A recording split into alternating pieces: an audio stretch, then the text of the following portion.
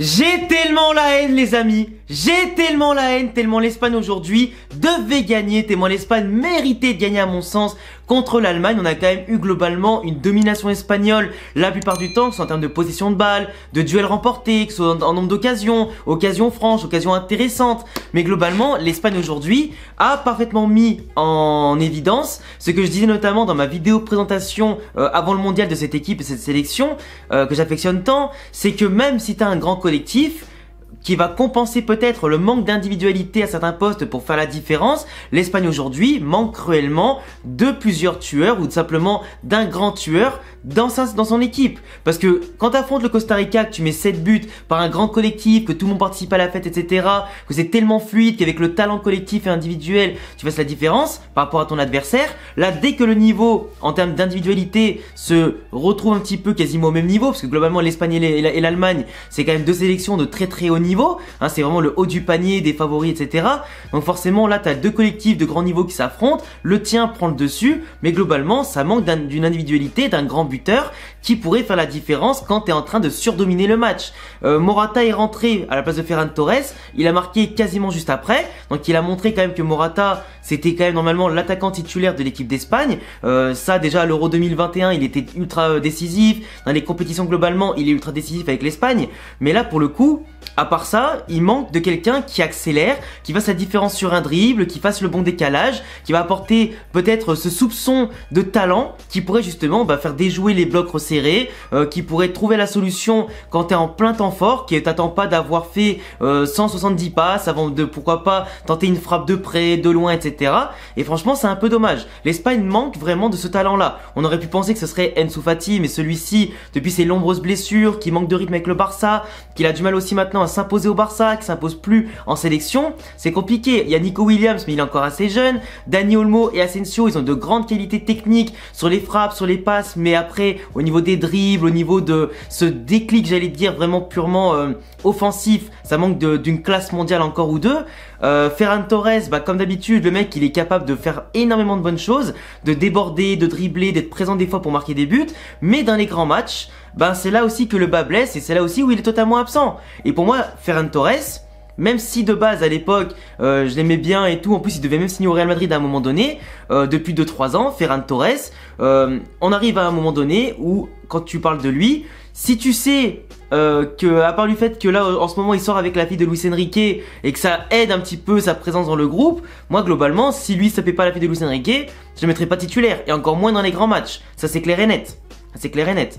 Mais Ferran Torres, bref, il a fait un petit peu le job, il a apporté un peu de danger, il n'a pas été aussi incisif qu'on aurait pu penser, en tout cas par rapport à son vis-à-vis en Allemagne, qui n'a pas forcément l'habitude d'être à ce poste-là, qui a été malmené par les Japonais, donc on pouvait penser que de part et d'autre, autant Olmo que Ferran Torres auraient dû prendre largement le dessus. Ça a été le cas, mais pas assez de manière tranchante, et c'est ça qui est un peu dommage.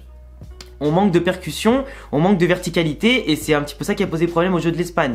C'était trop stéréotypé à des moments, c'était trop on va tourner, on va jouer à la baballe et malheureusement quand on arrivait devant la surface adverse, souvent des frappes contrées, il y a eu la frappe d'Olmo dès le début qui a tapé après la barre de Neuer quand celui-ci l'a dévié en tout cas sur sa propre barre, il y a eu des frappes un peu comme ça mais ça manquait globalement de puissance, ça manquait vraiment de vitesse, ça manquait vraiment de pure activité footballistique tu vois.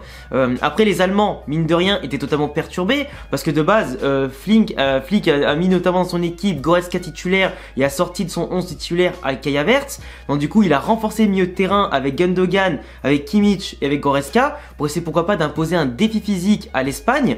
Défi physique qui n'a pas eu besoin forcément d'être remporté j'allais dire avec un changement technique et tactique côté Espagne parce que finalement faire tourner le ballon ça suffit à l'Espagne à faire totalement déjouer l'Allemagne qui courait beaucoup derrière le ballon, qui savait qu'il n'allait pas beaucoup contester la possession et qui s'est comblé ça en coupant les lignes de passe, en faisant bien coulisser leurs blocs de part et d'autre et en plus dans les duels, malgré la puissance physique allemande, c'est globalement les Gavi, les Pedri, les Busquets, c'est aussi nos attaquants qui gagnaient les duels et nos défenseurs aussi.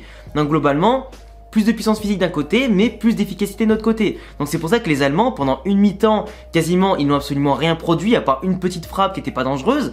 Mais globalement, les Allemands, ils trouvaient pas la solution. Dès qu'ils avaient le ballon, ils n'avaient pas de créativité, ils n'avaient pas de percussion, pas de vitesse non plus. Ils ont dû attendre que ce soit Sané qui rentre en deuxième mi-temps, qui revient un peu de blessure, qui a pu apporter la vitesse nécessaire pour le ramener après le but où Musiala notamment a fait le petit contrôle orienté qui a fait mal à la défense, où les deux centraux étaient hyper mal placés, où Baldé était à la ramasse alors qu'il venait juste de rentrer pour remplacer Alba. Donc du coup il y a eu un boulevard sur la droite et sur notre côté gauche qui a fait que tranquillement le nouvel entrant a pu marquer aussi. Je me rappelle même plus son nom, comment il s'appelle déjà. Je me rappelle même plus son prénom parce qu'il est un peu chaud à prononcer. Fulkrug ou Fulgur, je sais même pas comment on le prononce. Fulkrug, mais vous me direz dans les commentaires. Mais globalement ouais, il y a eu un boulevard qu'on leur a laissé sur leur but et qui est pas normal. Nous on fait une magnifique combinaison pour marquer avec Jordi Alba qui centre, Morata qui vient couper premier poteau, qui vient un petit peu apporter du galon, qui va apporter un peu plus de positif au jeu de l'Espagne qui était vraiment très beau, très intéressant à voir tout au long du match jusqu'au but. Et après dès que l'Espagne a marqué un but par contre, on a commencé un peu à reculer. Au lieu de continuer à jouer dans notre jeu, dans notre habitude, etc., l'Espagne s'est dit, ok, on va faire un peu des changements maintenant. On fait rentrer, du coup, on fait rentrer Nico Williams, on fait rentrer Koke, si je dis pas de bêtises, on fait rentrer pas mal de joueurs comme ça. Et le problème, c'est que au bout d'un moment, t'as l'Espagne qui commençait petit à petit à perdre un peu du terrain, qui commençait à laisser un peu plus le ballon aux Allemands, qui ont eu quelques incursions au niveau des passes en profondeur, qui a eu quelques moments où Unai Simon s'est fait peur, où la défense était un peu mal placée aussi. Mais et en plus à la fin on aurait même pu perdre parce que globalement sur tout le match l'Espagne était largement supérieure à l'Allemagne et du coup on passe d'un statut où l'Espagne était premier quasiment assuré et qualifié de la phase de poule pour être tranquille, tu vois, pour faire un petit peu tourner contre le Japon et au pire jouer au minimum le nul pour le troisième match en faisant en tout cas tourner l'effectif. Là, il va falloir batailler maintenant pour pouvoir se qualifier tout court et pourquoi pas arracher la première place. Et en plus, on laisse en vie les Allemands. Les Allemands qui pourraient se qualifier, qui en plus avec un bon effectif et du talent pourraient te retrouver un peu plus tard dans le tournoi et qui pourraient être bien plus chiants à jouer que le Japon un peu plus tard. Tu vois ce que je veux dire? Donc globalement, on aurait pu être premier, qualifié, penser à faire tourner avant les huitièmes et en plus éliminer un gros concurrent. Ça aurait été parfait en fait. Sinon après pour l'instant le plan de mettre Rodri non pas en 6 mais en défense centrale pour l'instant ça marche bien, même si pour moi il serait quand même plus utile au milieu de terrain. Là il apporte en tout cas toute sa science, toute sa tactique. En plus il joue assez rapproché avec Busquets parce que comme on a la possession, celui-ci ne va pas rester en retrait, il va bien sûr monter le bloc d'un cran et apporter bien sûr du soutien à Busquets sur la récupération, ce qui permet à Busquets bien sûr de couvrir une plus large partie du terrain sans forcément se fatiguer en étant positionné plus intelligemment avec quelqu'un qui va le couvrir au cas où il est pris en vitesse. Donc c'est plutôt pas mal. En plus avec Pedri et Gavi qui apportent ce sursaut, j'allais dire, d'intensité, de vista pour apporter du danger offensivement, pour casser des lignes et porter le ballon, soit bien sûr balle au pied, soit en tout cas la casser avec une ligne très verticale en termes de passe. Donc c'est pas mal. Asensio il a fait un très bon match en termes d'activité, il a décroché, il a bien orienté le jeu quand il le fallait, il a apporté aussi pas mal de bonnes choses comme Dani Olmo qui pour moi était vraiment l'homme du match côté espagnol parce que non seulement dans les dribbles il a porté, dans la vision du jeu il a porté et malheureusement en Espagne sur les coups de pied arrêtés on joue tout le temps les coups de pied arrêtés à deux mais on n'a pas de présence devant pour marquer les buts de la tête contrairement à l'Allemagne qui sur leur seul coup de pied arrêté au début du match, quasiment, a planté un but de la tête avec Rudiger, qui a été refusé sur hors-jeu pour pas grand chose. Mais globalement, non mais les Allemands, ils ont été mieux sur coup de pied arrêté. Mais globalement, l'Espagne, ça manque d'un tueur, ça manque d'efficacité, ça manque surtout de présence dans la surface parce que on n'a pas trop de points d'appui dans la surface, on n'a pas trop de gens pour jouer de la tête sur les coups de pied arrêtés, donc pour avoir une arme en plus dans ta tactique, dans ta façon de jouer. Donc on manque un peu de polyvalence là-dedans, on a souvent des profils un peu similaires et c'est un peu dommage. Du coup, ça nous rend un peu stéréotypé, un peu prévisible.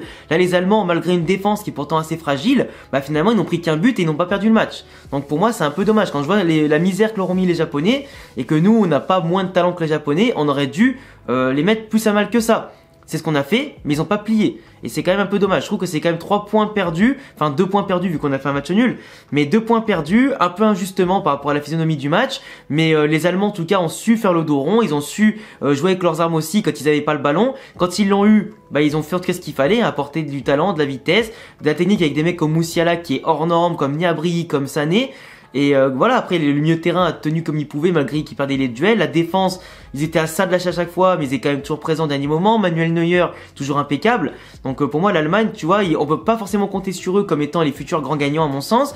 L'Espagne, pour moi, ils ont tout ce qu'il faut pour aller au bout, mais il faudra quand même, à l'instar du Costa Rica, contre le Costa Rica, avoir des mecs qui soient plus déterminés devant le but, qui tirent pour marquer et pas tirer pour juste tirer comme ça, tu vois. Faut des vrais tueurs devant la cage, sinon on n'y arrivera pas. Enfin bref, en tout cas les amis, c'est tout pour cette vidéo. J'espère en tout cas qu'elle vous aura plu. J'espère que comme d'habitude aussi l'analyse aura été intéressante. Je vous laisserai me donner en commentaire tous vos avis sur ce match match-là entre l'Espagne et l'Allemagne avec vos impressions, vos tops, vos flops comme d'habitude. Je pense que j'ai pas oublié grand chose par rapport au match. Si au pire j'ai oublié des choses, j'en reparlerai dans un autre débrief qui sortira demain avec les prochains matchs. Donc je vous laisserai aussi vous abonner, cocher la cloche pour pas rater les prochains débriefs de la Coupe du Monde. Ne ratez pas aussi bien sûr ce que j'ai déjà proposé depuis le début de la Coupe du Monde. Tout est sur la chaîne, disponible en public bien entendu. Rejoignez-moi sur tous mes réseaux qui s'affichent ici et en description. Et à bientôt la famille pour prochaine vidéo. Ciao.